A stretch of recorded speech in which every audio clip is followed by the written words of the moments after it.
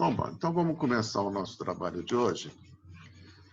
Eu tinha pensado a aula de hoje como a última das aulas preparatórias, mas talvez não seja não, porque eu fiz aqui um levantamento dos temas, parece que vai ter muita coisa para ser a última aula, talvez a quinta aula, que seria onde nós já começaríamos com o texto. Talvez ainda precisamos de mais uma aula, além da quarta, para encerrar esse processo aí introdutório. Porque eu preciso falar agora da chave de leitura que nós vamos empregar, da qual nós vamos nos valer para a leitura do texto, né? Chave de leitura, o que é isso, né? Chave de leitura é a perspectiva a partir do qual nós vamos abordar o texto.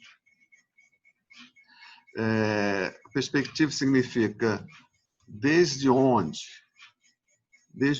se aborda, qual é a pegada, qual é a perspectiva, né? Porque sem isso, sem definir uma perspectiva, um desde onde, corre o risco de nós nos perdermos sem essa orientação da perspectiva no texto. No geral, o mais comum é nós vemos assim essas obras clássicas, né, serem tratadas de um ponto de vista não da perspectiva, sim um ponto de vista que eu digo, na ausência da perspectiva, um ponto de vista da erudição, né? Então, aquele conjunto de informações meio desarticuladas, então aquela erudição, ao meu ver, produz muito calor e muito pouca luz. Então, a perspectiva ela tem essa vantagem de nos orientar, né? Então, veja, a perspectiva então, é desde um lugar que essa obra vai ser vista, né? Desde um lugar poético, né? Um lugar de reunião, de articulação daqueles elementos todos que o texto possibilita, propicia, né? Podemos dizer assim, um texto é quanto mais rico, quanto mais perspectivas ele sugere, quanto mais perspectivas ele convoca, né? Então, veja, a perspectiva, essa chave de leitura que eu estou propondo é uma entre muitas outras. Ela não é melhor nem pior de início, porque não existe a perspectiva verdadeira ou a falsa. Existe a perspectiva mais potente ou menos potente, aquela que mais respeita a riqueza do texto e aquela que menos respeita a riqueza do texto. Tem certas perspectivas, certas chaves de leitura que acabam, ao invés de consagrar o texto, acaba sufocando o texto, né, para fazer com que prevaleça não o texto, não a riqueza do texto, e sim uma tese, né? Eu vejo assim, muitas leituras chamadas psicanalíticas, por exemplo, leitura psicanalítica de um texto tal. Na realidade, o que está ali em jogo é a afirmação de uma tese da psicanálise, e não fazer do texto, fazer com que o texto possa emergir a sua riqueza, né? O texto está sendo convocado apenas secundariamente para reforçar uma tese, seja a tese, qualquer tese, uma tese religiosa, uma tese marxista ou uma tese psicanalítica. O texto ali é um pretexto para consagrar algo que não está no texto, algo que não é próprio do texto, e sim que é da teoria. Eu acho isso um horror, isso é um equívoco terrível, né? O texto ele deve ser respeitado na sua grandeza, mas esta grandeza, ao meu ver, só se deixa dizer mediante uma perspectiva, né? E a perspectiva que a gente vai aplicar aqui, vamos usar a chave de leitura, é entender esses três textos à luz de um conflito. Eu estou chamando aí do conflito do masculino e do feminino, que eu vou tentar explicar, se não hoje, na próxima quinta-feira, o que consiste isso, né? E não só à luz desse conflito, mas à luz também do trânsito da dimensão luminosa para a dimensão tenebrosa desses dois arquétipos, né? Então, muito bem. Então, hoje, talvez a próxima das nossas aulas aqui está consagrada ao esclarecimento disso, o que é essa chave de leitura, né? essa mirada, né? Então, chave de leitura é uma perspectiva é uma mirada. Quando eu falo mirada, não há como, para mim, não lembrar daquele extraordinário documentário, não sei se vocês viram, Esta Mira, né?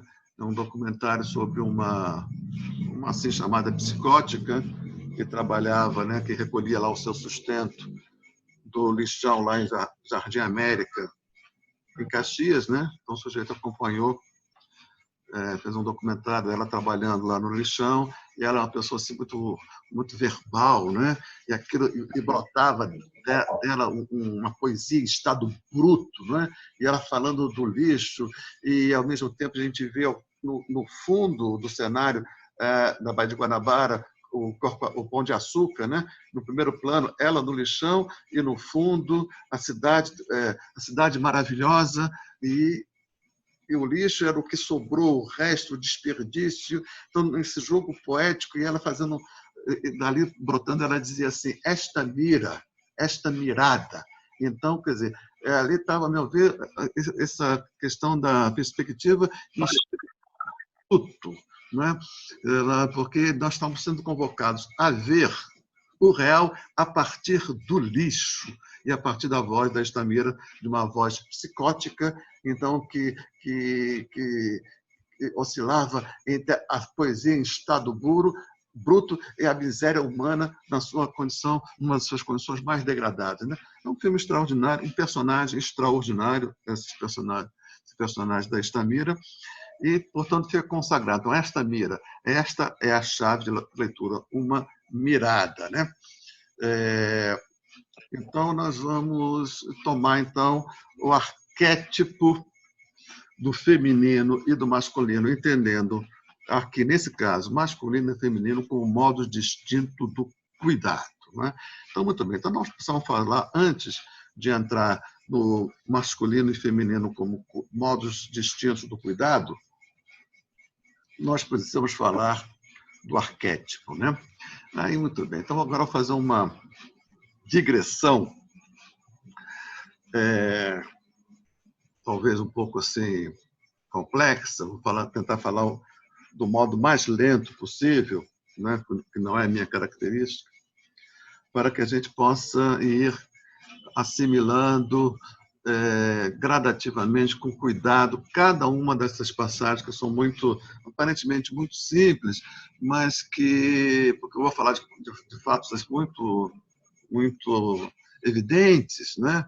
Mas que cada uma dessas passagens precisa ser devidamente absorvida e devida e lentamente assimilada, elaborada, para que a gente possa ganhar, né, o destino que nos permita ler esse texto com a grandeza, recuperando a parte da grandeza que ele tem, né? Então, assim, por que o arquétipo, né? Vamos começar, então, vendo assim, né? Dizendo assim, olha, nenhum indivíduo vivo, seja do reino animal ou do reino vegetal, é um caso isolado. É uma coisa muito simples, né? Cada indivíduo vivo que você recolher, ele é um indivíduo de uma espécie. Nenhum indivíduo é um caso à parte, é uma exceção. Não, todo e qualquer indivíduo vivo, seja do reino animal, seja do reino vegetal, ele é um indivíduo que pertence a uma espécie. E, por isso mesmo, ele vive, o modo dele viver, o modo dele lidar com as coisas, o modo dele se relacionar, o modo dele produzir territórios, o modo dele viver nesse território, ele vive conforme o modo próprio da sua espécie. Todo indivíduo é indivíduo de uma espécie e vive conforme a sua espécie. Espécie essa que tem uma história. Então, todo indivíduo é indivíduo de uma espécie e toda espécie tem uma história. Então, podemos assim dizer que todo indivíduo testemunha nele o estado da arte da sua espécie. Estado da arte significa o quê? O momento atual o momento atual de um processo evolutivo longuíssimo. Então, toda espécie tem uma história. Isso significa dizer, por ter história, que o passado, em alguma medida, vive no presente. Isso significa ter história. Se o passado não vive no presente, é porque houve uma ruptura, que significa dizer, ou se criou um outro caminho histórico para aquela espécie, ou aquela espécie deixou de existir. Então, se há uma espécie que, por isso, ela tem uma história, é porque o passado, em algum momento, vive no presente. Portanto, não houve ruptura. As espécies existentes dão testemunho de que, nesse processo que as constituiu, não houve ruptura. E se não houve ruptura, é porque cada geração recebe o legado das gerações anteriores. Então, aí voltando agora, o indivíduo é indivíduo de uma espécie, a espécie tem uma história, e só houve história porque o legado do passado foi transmitido às gerações subsequentes. Então, temos a ideia, então, indivíduo, espécie, história e transmissão do legado. Então, cada indivíduo condensa uma história e significa dizer que nenhum indivíduo começa do zero. Cada indivíduo, seja do reino animal, seja do reino vegetal, já começa a sua vida como herdeiro da história da sua espécie. Então, ele não precisa inventar a roda, vamos dizer assim, ele não precisa começar do zero, ele não precisa aprender onde está o seu alimento, ele não precisa aprender quem é o seu predador, ele não precisa aprender o modo como ele se relaciona, como ele apropria, como ele vive, como ele se reproduz. Não, ele já nasce herdando essa história, portanto, esse passado vive nesse presente que ele atualiza. Então, todo ser vivo é um ser de uma espécie, portanto, herdeiro. Então, nós precisamos, então, ter em mente quais são essas vias de transmissão dessa herança. Não é? Muito bem. Dos seres vivos. O corpo é o próprio lugar de transmissão da herança. Um corpo vivo gera outro corpo vivo, e nessa geração, esse segundo corpo, ele herda, digamos assim, a experiência sedimentada no corpo que o antecede, o corpo que sucede também recebe essa herança. Então, portanto, o corpo é o lugar de transmissão, de acontecimento, da atualização da história e de transmissão da história. Então, tudo acontece no corpo. Todos sabem viver instintivamente, porque o corpo é o lugar de transmissão dessa herança instintivamente, como nós falamos, né? Então, isso significa dizer que todo ser vivo, seja do reino animal, seja do reino vegetal, já nasce orientado. Porque essa experiência não é outra que ele herda, experiência cristalizada, sedimentada ao longo da evolução, não é outra coisa senão orientação para o agir. Não é outra coisa senão orientação para o agir. Todos nós sabemos que é importante destacar que viver implica ação. Não há nenhum indivíduo vivo, fechado, imóvel em si. Porque viver implica apropriar, relacionar, manter relação com aquilo que não é, que está fora desse ser vivo, para o alimento, para o oxigênio, né? E em muitas espécies para a reprodução. Né? Então, todo ser vivo implica em agir. E este modo de agir, que já é orientado pela natureza própria, a espécie desse indivíduo, que ele herda no corpo. Né? Então, todo indivíduo vive, todo indivíduo que vive age, e a sua ação já está orientada pela história da espécie da qual ele é indivíduo. Portanto, nós podemos dizer que no reino animal vegetal, a ação desses indivíduos não é problemática, porque ela já está desde sempre orientada. Pode ser que ela não seja bem sucedida. O indivíduo lá vivo foi buscar alimento e encontrou no caminho o predador. Ele não foi bem sucedido, mas a orientação já estava dada. Aquele alimento, aquele não é o alimento. Não é? Agora, com gente é diferente. Nós somos uma exceção radical no interior do reino animal. Nós somos os únicos seres vivos que não agimos naturalmente. Então, nós somos também, como os demais seres, herdeiros. Né? Vamos falar agora, depois vamos falar da herança, desse modo de como nós somos herdeiros, e os lugares onde essa herança acontece e é transmitida de geração para geração. Mas digo de início que nós somos os únicos seres que não somos orientados pela natureza. Nós somos os únicos seres que não agimos naturalmente. E essa é uma diferença fundamental.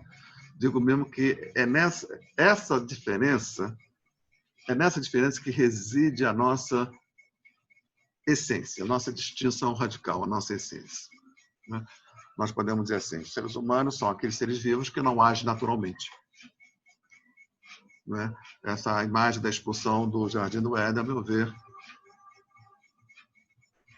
pode ser entendida desta forma. No Jardim do Éden, todos os seres vivos estavam conforme a lei do Jardim do Éden. Nós fomos expulsos disso. Então, nós não temos mais uma lei do Jardim do Éden a guiar, a orientar a nossa ação. Nós fomos expulsos disso. Então, a expulsão do Jardim do Éden, a expulsão dessa orientação natural, é isto mesmo que funda, que inaugura o modo propriamente humano de estar no mundo. O modo propriamente humano de um ser vivo estar no mundo. O humano é um modo próprio do ser vivo estar no mundo, que não tem paralelo em nenhum outro modo vivo de estar no mundo. Que modo é esse? Não está orientado pela natureza, e sim agora com o suor do nosso rosto, porque nós comemos, Adão e Eva, né, comeram da árvore do simbólico, a árvore do bem e do mal, do simbólico. Ao ingressar no simbólico, nós saímos da natureza. A contrapartida para o ingresso no simbólico é sair da natureza, nesse sentido do Jardim do Éden. Podemos dizer o inverso. Para sair do Jardim do Éden, nós tínhamos que ingressar no simbólico. Ou podemos dizer, para ingressar no simbólico, nós tínhamos que sair do Jardim do Éden. Não é? Isso significa dizer, se foi possível uma vida humana fora do Éden, significa dizer que o simbólico foi capaz de substituir, em alguma medida, as leis do Jardim do Éden. Senão, nós não teríamos feito uma história humana. Adão e Eva teriam saído do Jardim do Éden e teriam perecido no momento seguinte. Não foi isso que aconteceu. Esse empreendimento foi bem sucedido porque o ingresso no plano do simbólico substituiu a vida natural. Vida natural própria daqueles todos que ficaram no Jardim do Éden. Não é?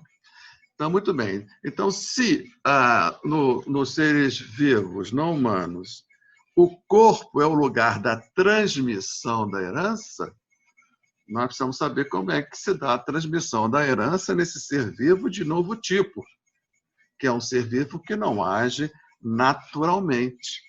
Não é? Nós não temos um agir natural, nós não temos uma dieta natural. O ser humano não tem uma dieta natural. O ser humano não tem um habitat natural, conforme os demais seres vivos, todos têm uma dieta natural, a sua espécie. todos têm um habitat natural, a sua espécie, todos têm um modo de reprodução, relacionamento, né? De gregaridade natural, a sua espécie. Nós não temos nada disso, né? Porque nós saímos desse lugar e substituímos esse lugar do Éden pelo lugar do simbólico, vamos dizer assim, da cultura. Então, se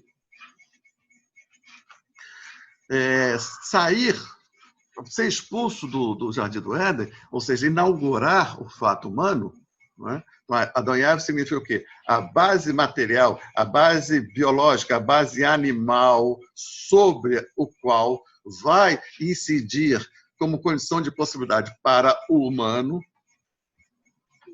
mas nós seguimos nessa determinação de que somos um indivíduo, cada indivíduo humano é indivíduo de uma espécie e herda para, como todo ser vivo, nós não podemos, cada indivíduo não poderia começar do zero, ele é herdeiro. Se o indivíduo humano fosse começar, o indivíduo vivo fosse ter que começar do zero, não sabe qual é o seu predador, não sabe qual é o seu alimento, não sabe como se abrigar, não sabe como se relacionar com os indivíduos da sua espécie. Se ele começasse do zero, não, ele sucumbiria e teria uma ruptura na sua espécie, né? Então, se nós não sucumbimos, nós, portanto, somos herdeiros. Herdeiros ao modo humano da herança, né? De receber o legado da experiência acumulada pela nossa espécie. Muito bem, se nos demais seres vivos o corpo é o lugar de transmissão da herança, de tal maneira que cada indivíduo não precise começar do zero, nós podemos dizer que no ser humano a coisa é mais complexa, né? E o nosso lugar de recepção da herança, ele é um lugar dividido em três, é um lugar tripartido, de três partes, né?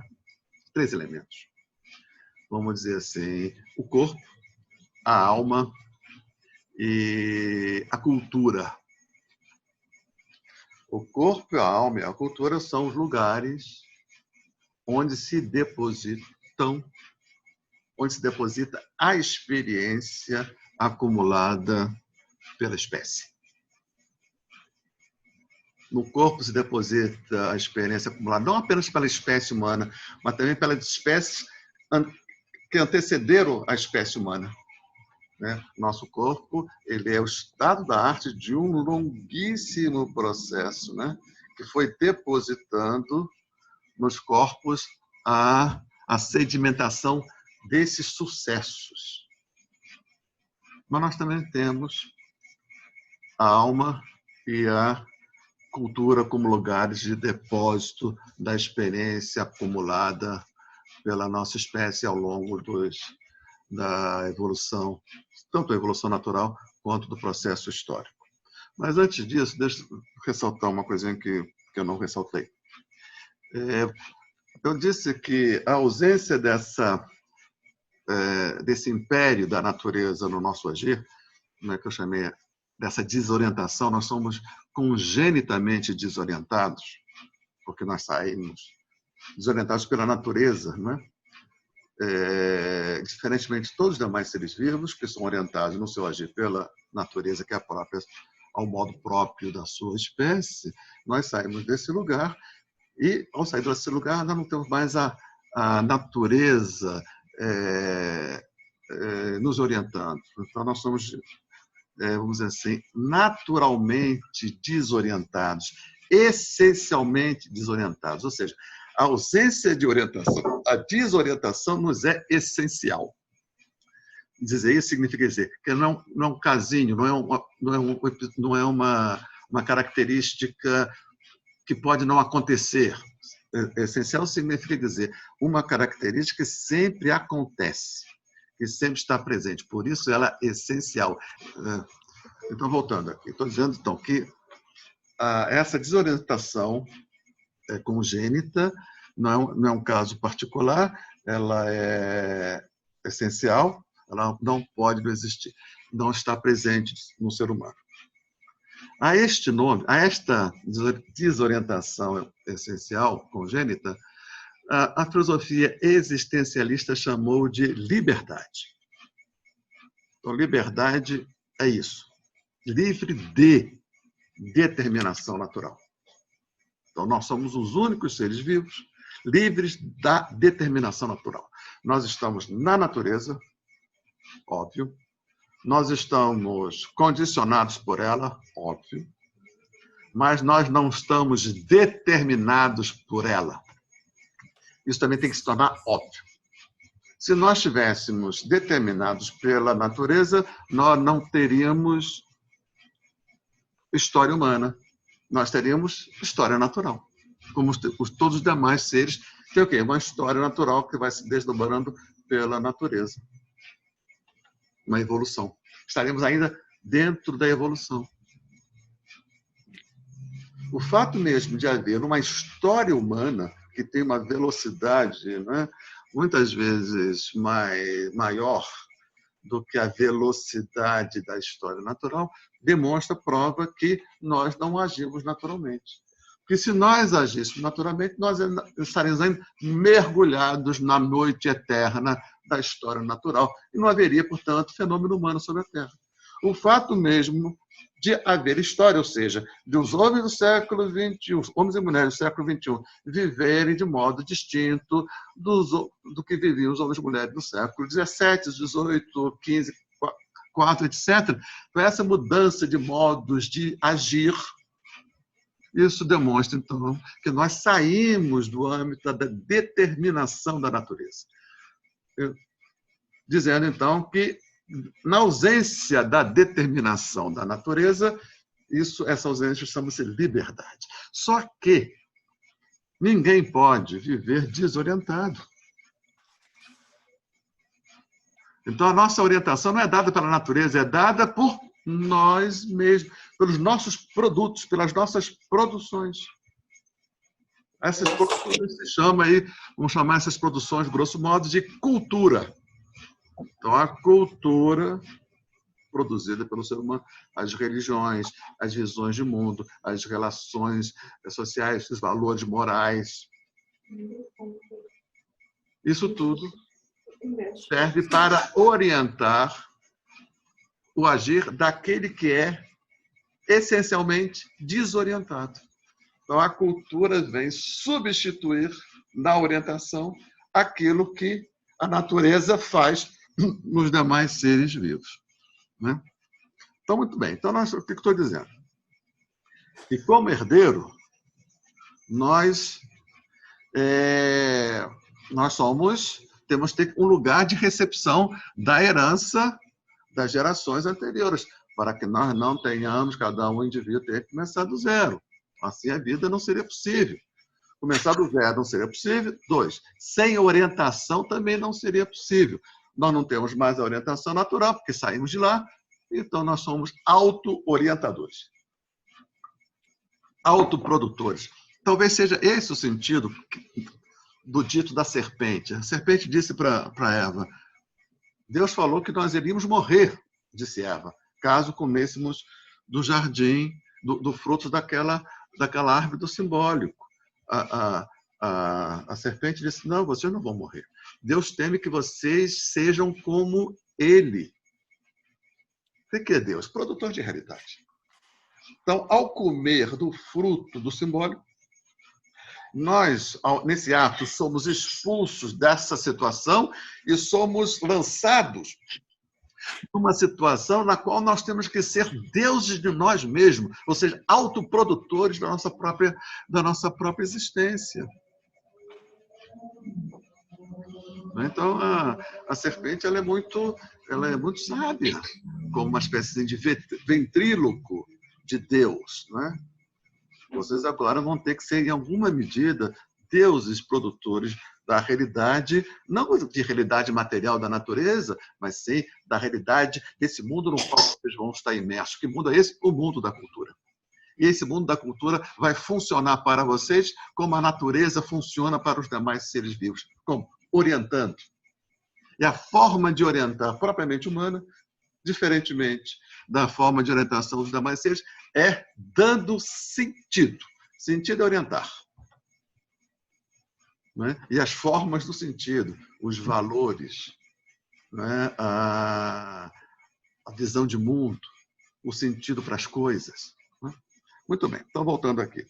Se nós somos herdeiros, eu estou dizendo que nós temos 3 lugares de recepção da herança. Né? Eu falei o corpo, né? A alma e a cultura. Vamos dizer assim, 2 acontecem dentro, o corpo e a alma acontecem dentro, e a cultura acontece fora. Muito bem. Então, como é que a gente recebe o corpo, a herança? Como os demais seres vivos. Né? Então, o nosso corpo testemunha o estado da arte desse longuíssimo processo. Né? E veja, vamos primeiro observar o corpo e tomar o corpo como modelo de observação da alma e da cultura. Vamos pegar assim. Mirar no corpo. O que é o corpo? É um conjunto, é uma articulação de órgãos. O corpo não é um todo homogêneo. Não. O corpo tem uma aparência de homogeneidade, porque ele é um todo orgânico, mas um todo orgânico porque é uma articulação de órgãos. E cada órgão com a sua função. Então, como se nesse longo processo da evolução, o corpo foi se complexificando, tornando-se cada vez mais complexo, como? Na medida em que ele é produzido dentro do corpo órgãos especializados, né? O corpo foi estabelecendo dentro de si uma espécie de divisão de trabalho, né? Com os órgãos, cada um com uma função, né? E todos, apesar da diferença entre eles, mas todos comprometidos, trabalhando no sentido da composição, da articulação desse todo integrado chamado corpo. Então, o corpo é um todo estruturado. E as estruturas básicas do corpo são os órgãos. Então, veja, é um todo complexo, esse todo complexo ele é estruturado. E cada estrutura, portanto, tem uma função, de certa maneira, fechada em si própria, especializada, ele só faz aquilo, mas ao só fazer aquilo, ele contribui para a totalidade. Né? Então, é um corpo estruturado nesse sentido. Cada estrutura compõe um todo estruturado, o corpo e os seus órgãos. Então, isso sirva de modelo para a gente compreender a alma e a cultura. E veja, esse corpo humano, ele é o estado da arte de um longuíssimo processo de constituição. É como se o corpo fosse tomando esta forma que está agora nos nossos corpos, em função da relação que os antigos corpos que antecederam os nossos foram mantendo com a natureza.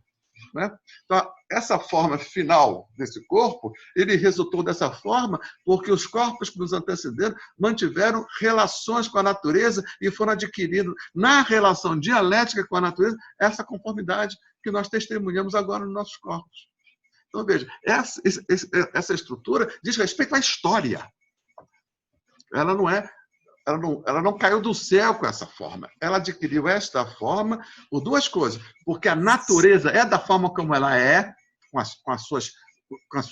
aquilo que serve para o ser humano como alimento e aquilo que não serve como alimento para o ser humano como toxinas, né?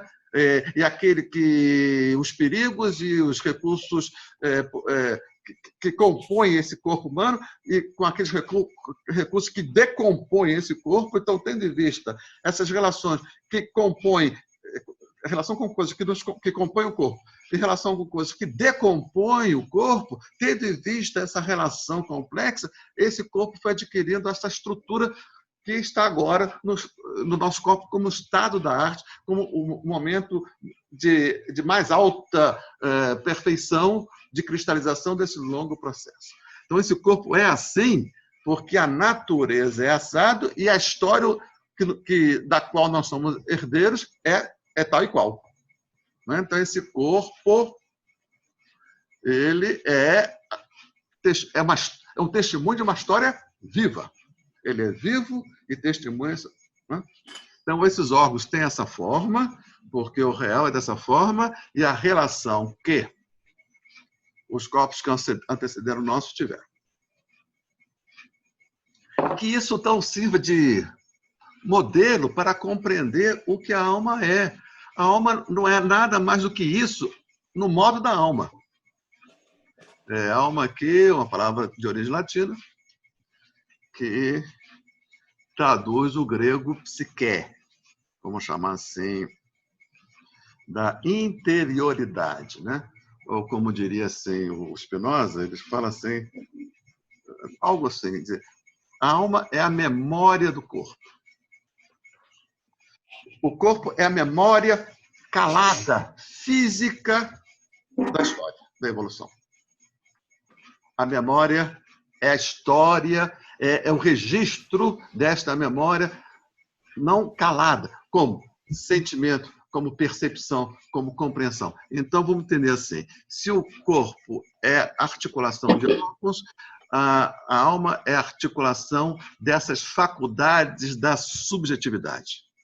Percepção, imaginação, sensibilidade, razão, memória, afetividade, soma isso tudo, essas faculdades como se fossem os órgãos do corpo, soma isso tudo, isso dá alma.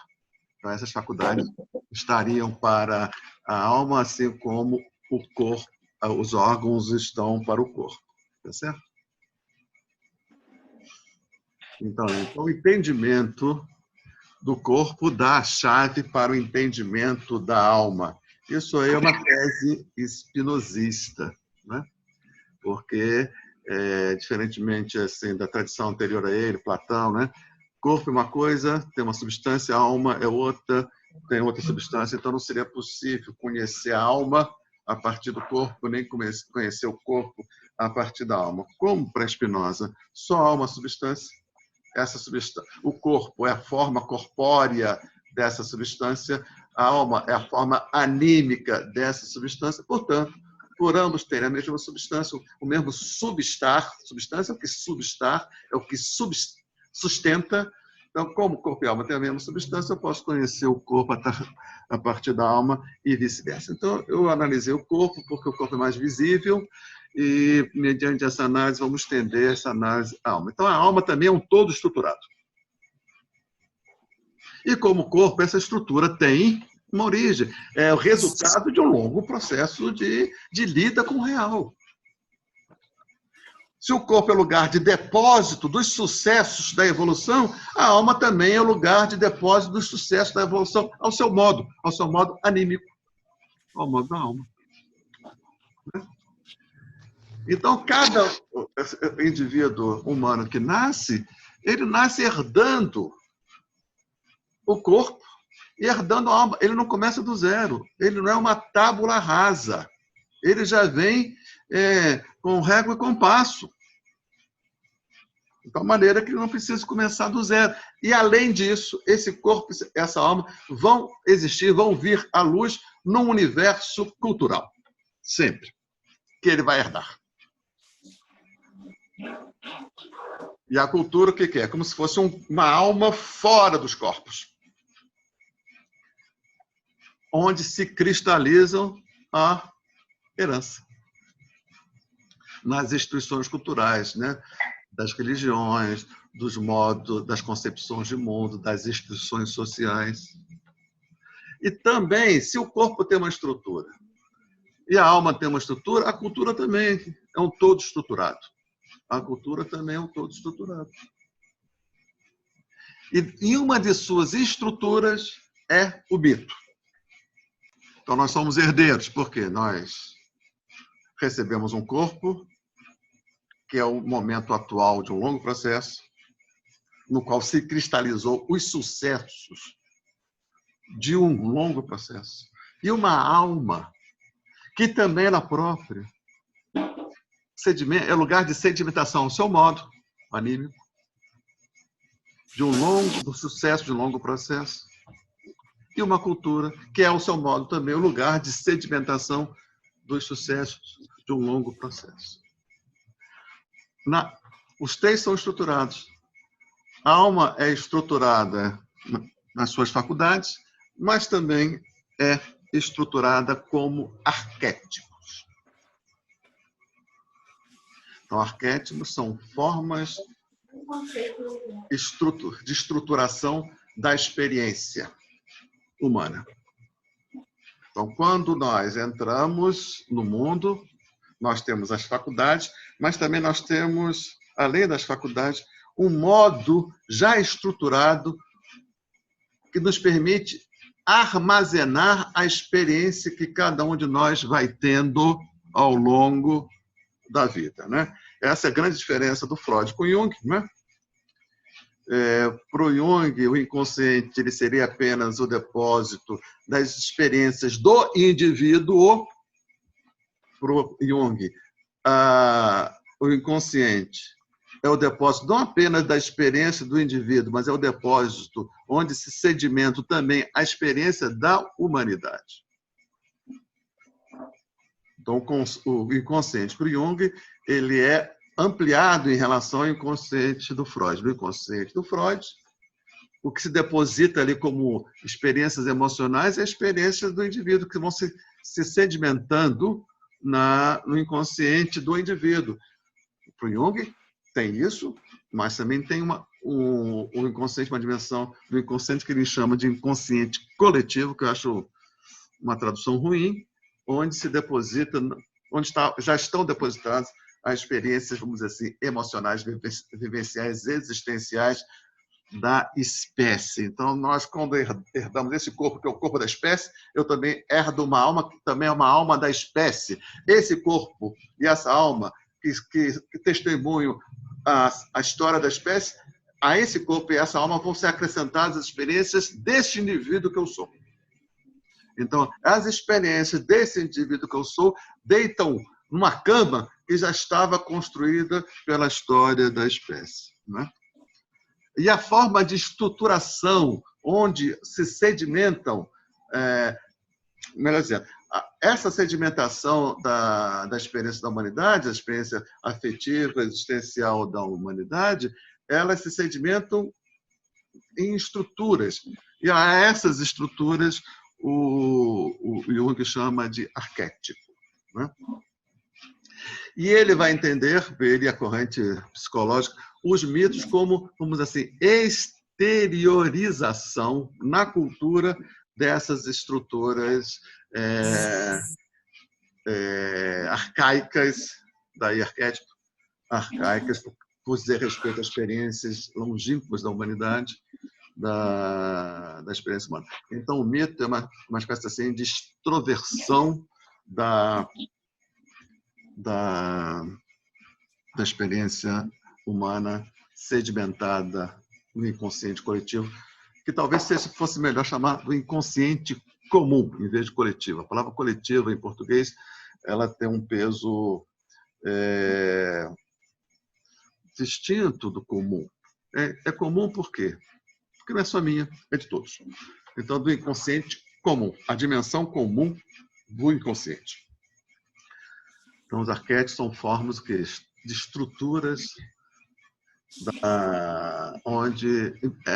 estruturas que foram instituídas ao longo do processo da história humana, né? E mesmo do processo anterior da história humana que veio resultar no ser humano. Então, o mito, o que é? A expressão disso. Então, o mito de Adão e Eva, do Gênesis, é a expressão desta memória que o ser humano guardou, dessa transição do natural para o humano. A gente vai ver essa transição, o peso desta memória que persiste em cada um de nós, porque nós somos herdeiros desse processo. E por sermos herdeiros desse processo, nós testemunhamos no fundo da nossa alma, tem um registro desse processo. A gente vai ver como isso está presente nas três peças que que nós vamos trabalhar, esse trânsito longuíssimo, luminoso e tenebroso da natureza para vamos dizer, para a cultura. Não é? Isso é dito no mito do Gênesis dessa forma, por quê? Porque isso está adormecido não, na base do nosso inconsciente. Portanto, esse mito, ele não cria o arquétipo. Esse mito é a expressão do arquétipo.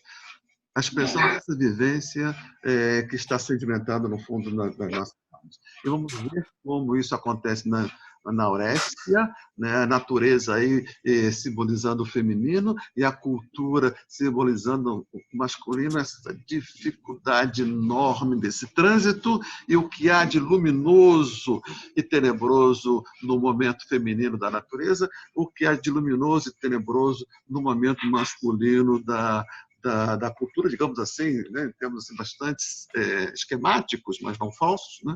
Vamos ver como isso acontece de uma forma tão maravilhosamente bem descrita e dramaticamente profunda na Aurésia, na Antígona, e também, à sua maneira, na Medeia do Eurípides. Né? Muito bem. Então, vamos seguir em frente. Então, nós chegamos ao mito como o quê? O mito estaria para a cultura, assim como o arquétipo está para a alma, assim como os órgãos estão para o corpo. Estou fazendo essa analogia, pegando a análise do corpo como modelo para analisar a alma e analisar a cultura, ou seja, um todo estruturado. Né? Estruturas que têm a ver o quê? Com a história que se sedimenta, né? Que vai se cristalizando em formas dos órgãos, forma das faculdades anímicas e dos arquétipos e forma das estruturas culturais, por exemplo, o mito. Né? Então, o mito está fora da alma como cultura, porque ele esteve dentro da alma como arquétipo. Então, o mito só está fora da alma como cultura porque ele já esteve dentro da alma como arquétipo.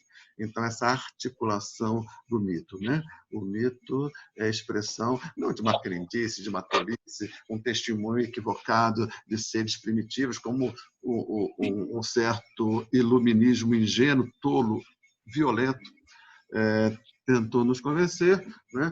Modernamente, nós conseguimos, né, ter essa extraordinária compreensão de que o mito ainda vive em nós, porque os arquétipos nunca deixarão de viver em nós enquanto nós somos seres humanos, ou seja, herdeiros indivíduos dessa espécie. E essa espécie é assim porque ela é resultado de um longo processo que vai depositando suas formas ao longo do tempo no corpo, na alma e na cultura. Tá certo? Não, acho que vai dar até para acabar hoje, né? Muito bem, então, dito isso, dito o que é o arquétipo, dito o que é o mito, vamos agora pegar a nossa chave de leitura propriamente dita. Ler essas três peças como embate, como o conflito entre duas potências. Vamos dizer assim, na primeira peça, duas potências em conflito. Apolo, Deus novo, Deus da superfície, Deus da luz, versus as Eríneas, as deusas noturnas, deusas das profundidades, né? Deusas antigas. Então, deuses novos da superfície, da luminosidade, versus deuses da noite, deuses das profundidades e deusas antigas. Esse confronto. Na segunda peça, nós temos também, de novo, esse mesmo conflito, que na primeira peça recaiu entre Apolo e Eríneas, né? Porque Ésquilo põe no seu teatro, no palco, não seres humanos como nós, né? Mas potências. Sófocles coloca em cena os heróis, e os heróis aí são Antígona e Creonte, que representam na Terra o conflito também entre os deuses novos, os deuses da cultura versus os deuses antigos, os deuses da natureza, essa passagem tão tão dramática, que nessa peça tem talvez a expressão mais maravilhosamente bela e eloquente dessa realidade. Antígona é a peça que foi mais estudada pelos filósofos, né? Dentre eles, talvez a interpretação mais destacada, mais importante não termo, a que mais fez fortuna, digamos assim, é a do Hegel. Tem uma passagem na Fenomenologia do Espírito, né, que trata desse embate entre o novo e o velho, a cultura e a natureza. Claro que Hegel ele é um favorável que a natureza sufoca, que a cultura sufoca a natureza. A gente vai ver como no texto isso é uma forma muito complexa, né? E depois da princesa Bárbara versus o príncipe grego, Medeia versus Jasão, e atravessado pelas paixões, né? A paixão pelo poder de Jasão e a paixão do ciúme pela Medeia, como expressão desse conflito. Muito bem. Então, mas eu vou descer mais. Então, para lermos esse conflito, eu estou propondo então a seguinte chave de leitura. Ler esse conflito entendendo-o como um conflito arquetípico entre o feminino e o masculino, mais especificamente entre o modo propriamente, arquetipicamente feminino do cuidado e o modo arquetipicamente próprio ao masculino do cuidado. Não sei se eu faço isso hoje, são 8 horas, né? 16 horas, a gente começou. Não, vou fazer isso na próxima, não vai ficar muita coisa. Eu vou abrir para vocês, e na próxima, então, na aula 5, nós vamos tratar exatamente disso. A chave de leitura masculino e feminino como modos arquetipicamente distintos do cuidado, como a chave de leitura para o nosso encontro com as 3 peças. Tá? A questão é conceitual. Quando eu falo cultura, eu estou fazendo uma radical distinção com a natureza. Esse é um tema clássico aí da antropologia, da filosofia, não é? Assim, o Kant, né? O que Kant fala assim? Natureza é o reino da necessidade. O humano é o reino da liberdade. Então, necessidade, liberdade, cultura, natureza. Entender assim. Então, por que a natureza é o reino da necessidade? Porque é necessariamente daquela forma. A barata, por ser barata, aquele indivíduo, é necessariamente conforme a espécie barata. E a espécie barata é necessariamente conforme a espécie da barata que é resultado daquela evolução. É necessariamente assim. As leis da natureza. Por isso tem leis, porque as leis só podem ser leis da necessidade, do necessário. Não necessidade da carência, né? E sim do que é necessariamente desta forma. Natureza. A cultura, então, quando assim, esse símbolo da expulsão do Jardim do Éden, acho que é muito eloquente, a meu ver. Né? O que estava ali? Todos os seres do Jardim do Éden eram seres da necessidade, conforme necessariamente o que imperava no Éden, na natureza. Ou Deus. Né? Aí você escolhe o nome que melhor conver às suas referências. Né? Mas necessariamente. Então, Éden é o lugar da necessidade. Se você sai daí, você vai ao lugar da liberdade, no sentido assim, a natureza é a base, mas ela não é mais a orientação da sua ação desse ser que foi expulso. Né? E veja só, quando Adão e Eva foram expulsos, olha só que imagem belíssima. Deus colocou 2 querubins com as suas chamas, sua espada flamejante, guarnecendo o Jardim do Éden para que aqueles caras não voltassem arrependidos. Não é? É uma imagem recorrente àquela do Êxodo, que quando Moisés, conduzindo o povo hebreu do cativeiro, né? Fugindo do cativeiro egípcio, atravessa o Mar Vermelho, o que Deus faz? Deus fechou o Mar Vermelho não para impedir o avanço das tropas egípcias, para impedir a volta para o cativeiro. Sabe por quê? O cativeiro é o lugar da necessidade. No cativeiro, todos agem conforme o quê? A lei do Senhor. Então, de certa maneira, o cativeiro do povo judeu no Egito guarda semelhança com a vida de Adão e Eva no Jardim do Éden, ou seja, uma vida conforme o Senhor, portanto, são vidas conforme a necessidade, necessariamente assim. Adão e Eva foram expulsos para essa aventura. Essa aventura, de tal maneira pesada, ela abre um horizonte de extraordinária luminosidade, mas um horizonte também de extraordinárias trevas. A dor e a delícia de sermos o que somos, seres humanos. Nesse horizonte que não está determinado pela natureza, mas que precisa ser orientado por uma força que só pode agora partir da gente. Isso chama-se cultura, viu, o Quintela? Então, essa vida, mesmo que a gente fale assim, a vida, vamos pegar assim, lá das comunidades humanas mais primitivas, de caçadores e coletores. Eles caçam e coletam ao modo humano. Eles parecem que estão uma vida muito próxima da naturalidade, né? Como os demais animais. Animais que caçam e animais que coletam, não é isso? Parece que é uma vida natural, próxima da naturalidade, mas já está ali dentro do humano, dentro da cultura. Por quê? Porque é nomeado. Cada uma daquelas coisas tem um nome e cada uma daquelas coisas tem sentido e aquilo tudo acontece dentro de uma divisão de mundo. Isso é cultura. Entendeu? Então, mesmo aparentemente uma vida mais próxima da natureza, ali também está, e já está e sempre esteve, uma vida cultural. Feito esse parênteses, eu devolvo a palavra a você.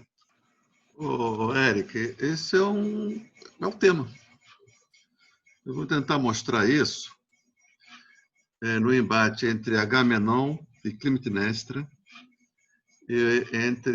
na primeira peça, e entre Creonte e Antígona, na segunda, entre Medeia e Jasão. Né? Esse trânsito da natureza para a cultura. A gente vai ver... Eu vou falar só uma coisinha hoje, porque esse é material ao longo do curso, tá?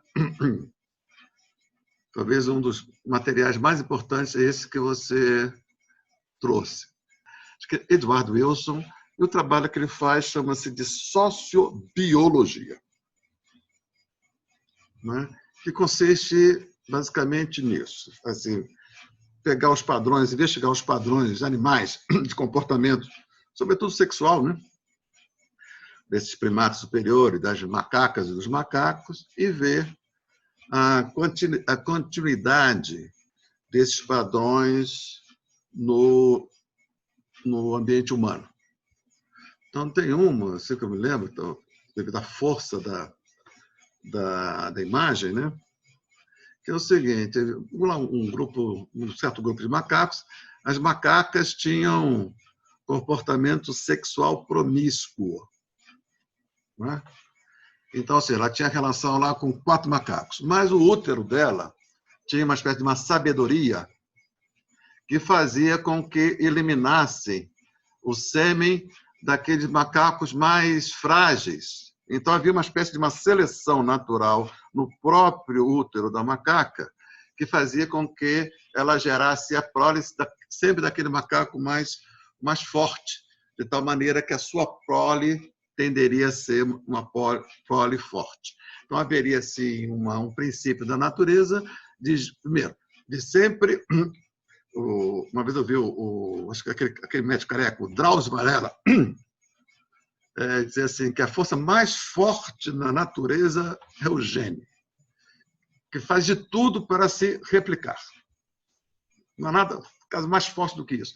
Então, nessa macaca, o que ela quer? Fazer com que o seu gene da macaca se reproduza e se reproduza da melhor forma. Portanto, o corpo dela selecionaria daqueles 5 diferentes espermas que ela abrigou, aquele esperma capaz de possibilitar a melhor prole. Né? Então, ela fala que esse comportamento de selecionar o macho mais forte, isso perpassa, isso atravessa o reino animal e chega no reino humano. Só que de uma forma, vamos dizer assim, simbólica. Então, a mulher que, portanto, se encanta pelos homens fortes e, culturalmente, simbolicamente, forte fisicamente, ou de ombros largos esteticamente, ou fortes de poder, ou fortes por dinheiro. sempre ligado, portanto, a minha prole ela tem que vir associada à força masculina. E, por outro lado, o homem também, o gênio masculino, que, da mesma forma, ele quer prevalecer, quer replicar, e nas melhores condições possíveis. Portanto, ele preferia a mulher de quadril mais largo por aquela de mulher, a fêmea de quadril mais largo, significaria que teria melhores condições de procriar, de gerar o seu filho. Então, em última instância, o sujeito dessas escolhas da mulher e do homem seria o gene querendo a sua melhor replicação, as condições mais favoráveis para a sua replicação. Então, essa sociobiologia então, veria essa permanência de comportamentos animais produzindo sentimentos e escolhas humanas. Sociobiologia. Essa sociobiologia, ou seja, de tomar a natureza como padrão de entendimento do humano, que você chamou aí de darwinismo social não sem razão, isso aí compunha a paleta de referências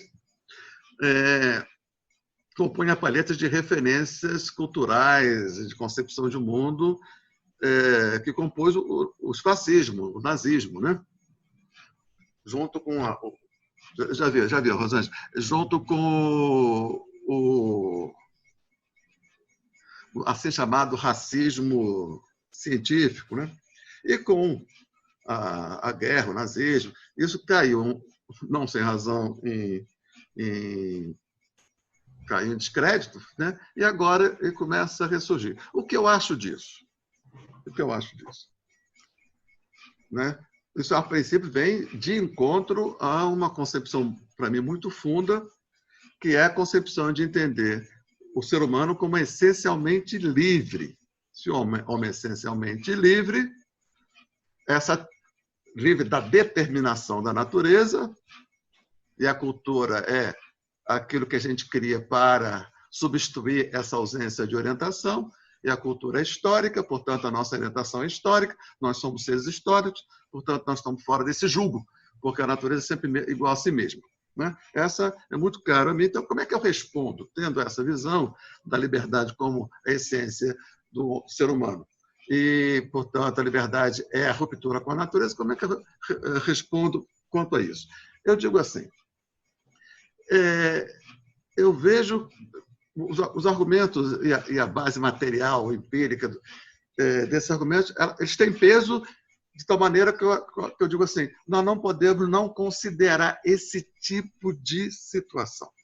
Mas aí eu digo, ao reconhecer que há um traço de continuidade no reino animal, sobretudo na sexualidade, afetividade que decorre daí, do reino animal para o reino humano, eu identifico esse traço de continuidade, mas eu digo, agora vem o pulo do gato, o centro da questão. Se eu reconheço o traço de continuidade, eu reconheço também que a essência do homem não está no traço de continuidade, e sim na distinção. Nesse traço de continuidade entre nós e o macaco, isso explica mal o macaco e explica também reduzir o macaco a isso, é uma má explicação do macaco, e reduzir nós a isso é uma má explicação do ser humano. A melhor explicação seria a melhor compreensão, que residiria, sem negar os traços de continuidade, mas apurar os traços de descontinuidade. Seria como eu responderia essa questão, mas nós vamos ver esse material todo ao longo do curso, viu, Érica? Obrigado pelo enriquecimento da discussão. Fala, Rosângela. Olha, vamos pegar sobre isso. Esse é o tema, esse é um dos temas centrais, né? Vamos pegar, assim, naquele livro, A Minha Luta, do Hitler. O que ele faz ali? O que eu estou dizendo? Qual é a tese? Nós somos seres congenitamente desorientados. 1, 2. mas, como qualquer ser vivo, nós não podemos viver sem orientação. Duas teses. Nós somos congenitamente desorientados, porque nós não conseguimos viver naturalmente, abandonados aos nossos instintos. Os instintos existem em nós, mas isso acontece assim para defender um filho, para defender, não é? Aquelas ações assim, reativas, espontâneas, não é? Mas a nossa vida é muito mais complexa. Então, todo o conjunto de ações que me fizeram chegar a ser a pessoa que eu sou, para o bem e para o mal, nada, pouca coisa se deveu ao instinto. Né? Se deveu a outras orientações, eu ouvindo outras vozes dentro de mim e fora de mim. Vozes diferentes das vozes do instinto. As vozes do instinto aconteceram na minha vida o que 5 vezes. Né? Então, muito bem. Então, nós somos naturalmente desorientados. Nós somos seres abandonados pela natureza. Significa dizer, nós não agimos naturalmente, mas nós temos que ter, por isso, também, uma orientação. Eu não posso, a cada dia, ter que inventar o ser que eu sou. Eu tenho que estar orientado. E são muitas as forças, as vozes que me orientam. O meu desejo, os meus medos, os meus preconceitos, o que há de grande em mim, o que há de pequeno em mim, o que há de luminoso em mim, o que há de tenebroso em mim, as vozes, as pessoas que eu quero agradar, as pessoas que eu não quero agradar. Isso tudo vai compondo uma referência para orientar a minha ação a cada dia. Eu faço isso e não fiz aquilo. Eu escolhi isso e não escolhi aquilo. Eu me comportei dessa forma e não daquela. Então, se nós somos seres naturalmente, essencialmente orientados, nós temos que ter uma orientação. E essa orientação vem do suor do nosso rosto, de produtos nossos, de produtos humanos. Muito bem. Quando há crise de sentido, nós estamos vivendo uma crise de sentido. Quando há crise de sentido, e naquele período entre guerras na Europa, podemos também dizer que foi uma extraordinária crise de sentido.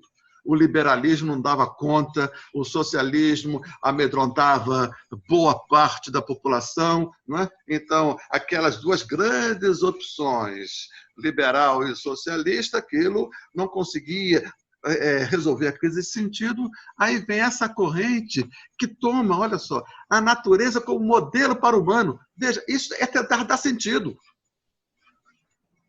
Tomar a natureza como modelo para o humano não significa dizer que nós somos naturais, porque nós não podemos ser. Nós nunca fomos isso desde sempre.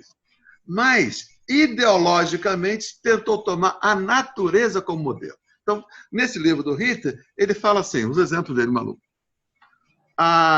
O cavalo não cruza com a zebra.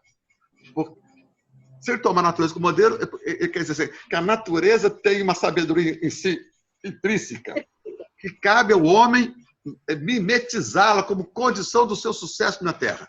Então ele fala, a crise humana é uma crise que se derivou do quê? Da negação da natureza. Né? Aí vem toda aquela de eugenia. Eu proponho que vocês, quem não tenha visto, que veja um documentário extraordinário sobre isso, Homo Sapiens. Eu vou colocar no nosso grupo, sobre esse processo de eugenia. Né? Exatamente assim. A sensação de que a humanidade está degradada, por quê? Porque ela abandonou a natureza, deixou de ter a natureza como modelo para si. Então, nós somos seres que saíram da natureza, mas devemos ter a natureza como sentido. Olha só, isso é cultura. Ao dizer que a natureza deve ser a nossa orientação, isso é cultura, porque na natureza que está dizendo em nós isso, somos nós que estamos renunciando ao fato de que nós não podemos sermos produtores de nós mesmos, nós temos que ter um modelo extra-humano, esse modelo é a natureza. Isso é cultura. Ou seja, nós não conseguimos sair da cultura. Mesmo quando negamos, nem mesmo quando tomamos a natureza como modelo. Isso é cultura, porque isso é humano. É um modo de dizer, é um modo de compreender, é um modo humano de dar sentido. Eu vou dar sentido agora mediante a natureza. Tá certo? Eu entendi, então, entendendo que esse sujeito é um sujeito histórico. Sempre. Ou seja, O homem da Renascença não é igual ao homem de hoje. Pode ser do ponto de vista biológico e tal, mas ele tem uma outra alma e uma outra cultura, certo?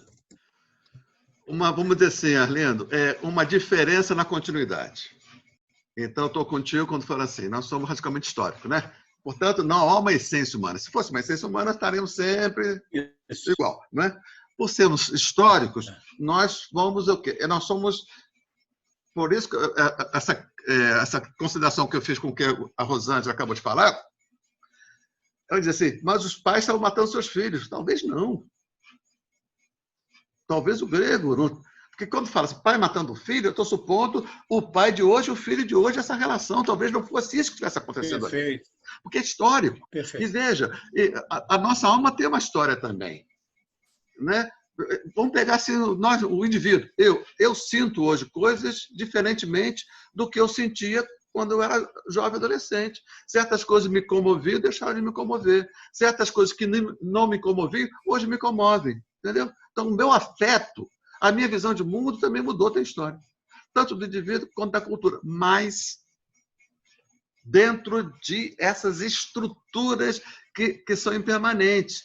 As estruturas do corpo, o meu fígado, o meu pâncreas, o meu pulmão e as estruturas da alma. O conteúdo é histórico, mas a estrutura, vamos dizer assim, é permanente. Não sei se fica bom assim colocar. Entendo, claro. Nessa forma. Então, para que eu entenda o homem contemporâneo, eu preciso entender bem então o mundo em que ele vive. Então, esse momento que ele está vivendo.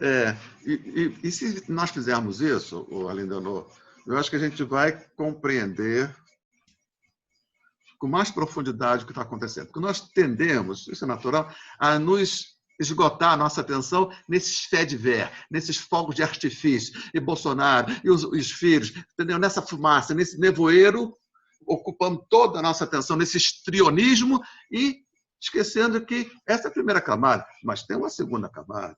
Não é? Paulo Guedes, a destruição do Estado, mas tem uma terceira camada, não é? E tem uma quarta camada. Não é? E, se a gente for descendo mais, talvez tenha a camada do horizonte de sentido. Não é? Então, assim, quando a Rosângela fala, eles matavam os filhos, não é? Está falando no horizonte de sentido que é dado pelo cristianismo, dos valores. Não é? Então, houve uma mudança. O horizonte de sentido do grego era um. Eu só consigo entender o mito se eu me transponho para aquele horizonte de sentido. Senão, vai ficar nisso. Era uma crendice, era uma bobagem de gente primitiva. Né? E nós vamos tentar entender. Essa democracia grega, tentei falar na última aula, ali está em jogo, acontecendo uma mudança de sentido. A visão tradicional, clássica dos gregos, tradicional dos gregos, já começava a fazer água, já começava a não cobrir todo o repertório de experiências humanas. Tinha experiência agora, urbanas, mercantis, novas classes sociais, demandando poder, um conjunto de experiências humanas, de contradições, de conflitos, que não estavam mais sob o abrigo do mito. O mito ele ficou um cobertor curto, a vida ampliou-se. Né? Então, nesse vazio de horizonte de sentido, abriu-se uma disputa que tem aí a tragédia grega, os sofistas e a filosofia. Então, eu acho que nós estamos vivendo uma crise do horizonte de sentido.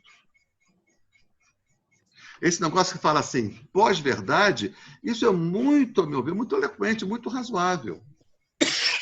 E tudo pós-modernidade, pós-fato, como chama? Pós-verdade, pós-modernidade. Por quê? O mundo é nessa crise de sentido do mundo que tinha uma verdade, que agora está em crise, é isso que torna possível o terraplanismo contra a vacina, porque as grandes referências que serviam de orientação para a prática, elas estão em crise. Né? Então, nós estamos numa profunda crise de sentido e, ao meu ver, isso vai demorar. Hein? Semelhante com a crise de sentido que, É, que, que você acha intermediou entre a Idade Média e a Idade Moderna, que foi uma profunda crise de sentido.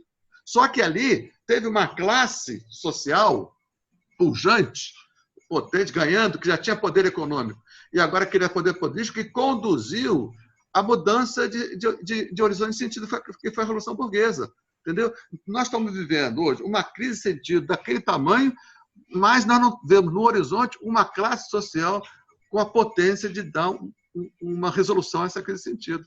Isso acho que é a nossa tragédia do nosso tempo. Sim, mas vai lá, Rosângela, quer falar? É só uma correção. Nessa questão que o filho defeituoso, né, eram jogados nas montanhas, enfim, não é uma visão minha cristã, disso que você falou. Mas, na verdade, é uma visão grega, porque o bebê que não nascia sadio, não nascia bem visto, saudável, ele não servia para ser um guerreiro, de ser até um líder, porque a criança, depois que ela tinha uma certa idade, ela passava por uma espécie de ritual, que ele era jogado para a noite, para lutar com as trevas, com Rosângela, deixa eu só te animais e tudo interromper, mais. querida, para fazer uma Não, seguinte só para falar isso. intervenção. Você está descrevendo como é que era, mas você fala isso de um modo crítico. Olha só como eles faziam. Não é? Estou dizendo o seguinte, isso pode ser compreendido do ponto de vista deles. O grego, eles tinham um tal princípio que era kalos kagatia. Kalos kagatia. Que é... Kalos kagatia, não sei se esse é o termo. É isso, kalos kagatia. Kalos, belo, né? Que o belo era associado ao bom. Sim. Né? Isso não foi um filósofo que inventou, né? De certa maneira, Platão está nessa vibe, mas isso era da cultura grega.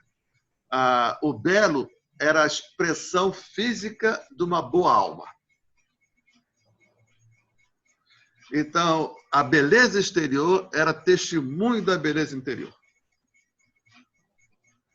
Então, se aquilo era feio exteriormente, porque era feio interiormente. Então, a busca por aperfeiçoamento ético era uma busca por beleza. O defeituoso é isso. Ele já nasceu fora do jogo ético, porque ele é feio. Então, a deformidade não era uma deformidade do corpo, era uma ausência de alma, ou de uma alma decaída naquele corpo. Isso justificava a morte, nesse horizonte de sentido. Entende? Veja só, o Sócrates, o que ele faz? O Sócrates era uma figuraça, né? Ele exagera. O Sócrates era tido como horroroso, feio pra caramba, e ele radicalizava esses aspectos da sua feiura. Não é? Ele andava maltrapilho, andrajoso, sujo, descalço. Ele exacerbava esses aspectos da sua feiura na contramão desse princípio da kalos kagatia. Ou seja, eu sou feio, mas eu tenho uma alma bela. Não é? Tentando exercitar um novo tipo de visão. Nesse novo tipo de visão, sim, seria condenável matar, isso que nós chamamos de matar o filho aleijado. Não era assim que os gregos diziam, falavam com outro vocabulário e com outro sentido. Né? Mas o que Sócrates está empenhado em fazer é isso que nós somos hoje. Mostrar assim, não, debaixo dessa neve mora um coração. Né? No fundo do peito dos desafinados também nasce o coração. Ou seja, aparência e essência. Aparência, quem vê cara não vê coração. Isso é tudo uma construção tardia. Né? E nós somos filhos dessa construção. Aí, filhos dessa construção, nós dizemos assim, olha só, os gregos matavam seus filhos aleijados. Né? Não sei se ficou claro. Ficou claro, obrigada.